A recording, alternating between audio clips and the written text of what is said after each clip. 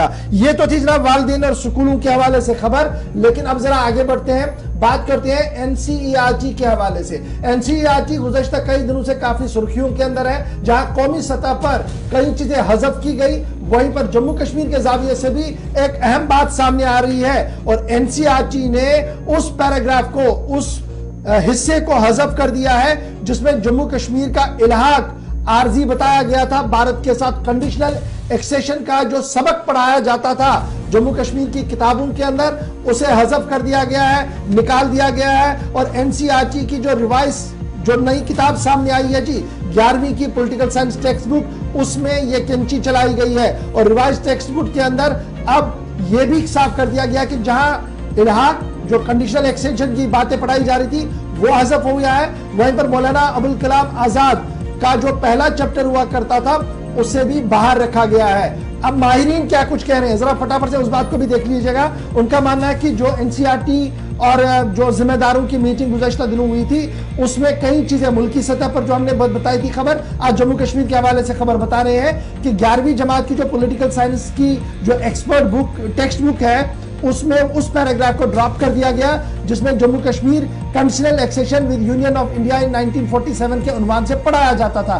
اور اس میں اب 5 اگست 2019 کا ذکر دیتے ہوئے نئی امنگ کی بات جو ہے وہ جوڑ دی گئی۔ نمبر 1۔ نمبر 2، جو ایکسیشن کی باتیں میں نے تو آپ کو بتا دی۔ نمبر 2 بڑی امپورٹنٹ ہے کہ 10ویں جماعت کی کتاب سامنے آئی ہے، اس میں آئین کے حوالے سے، آئین ہند کے حوالے سے گفتگو کی گئی ہے، لیکن اس میں بھی کچھ چیپٹرز کو ڈیلیٹ کر دیا گیا ہے جو متنازع چیپٹر مانے جاتے تھے بھارت کی NCERT کے ان ایکسپرٹس کی طرف سے، ان کو ہٹا دیا گیا، جن میں قانون کی کچھ ترمیمیں تھی، جن میں 370، 35A اور دیگر چیزیں تھی، اس کو ہٹا دیا گیا ہے۔ اس کے ساتھ ساتھ یہ بھی سامنے آیا ہے کہ جو ریوائز ٹیکسٹ بک ہے اس میں ڈیلیٹ کر دیا گیا ہے ریفرنس مولانا ابوالکلام آزاد کا فرسٹ چیپٹر آف بک سے، اور جو اولڈر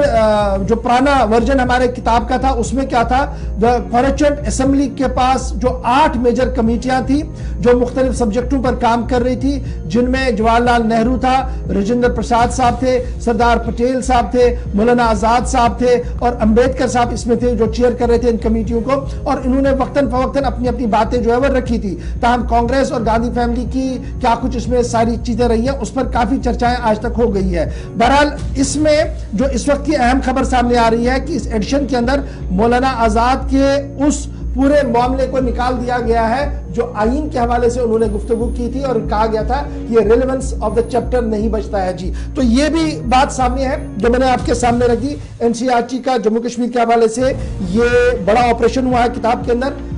370 والی پوزیشن، 35A عارضی علاق اب آپ کو پڑھنے کو نہیں ملے گا۔ پہلے چیپٹر میں مولانا آزاد کی ریفرنسز کو بھی دیکھا جا رہا تھا جو اس وقت کی آئین ساز اسمبلی اور آئین ساز پارلیمنٹ کے اندر انہوں نے کانسٹیٹیوئنٹ پارلیمنٹ کے اندر بنائی تھی، اس کو بھی کافی ترمیموں کے ساتھ رکھ دیا گیا ہے، باہر کر دیا گیا ہے۔ تو یہ تعلیم کا نظام ہے جی جس میں دوسری ترمیم NCERT کی میں نے آپ کے سامنے رکھ دی ہے۔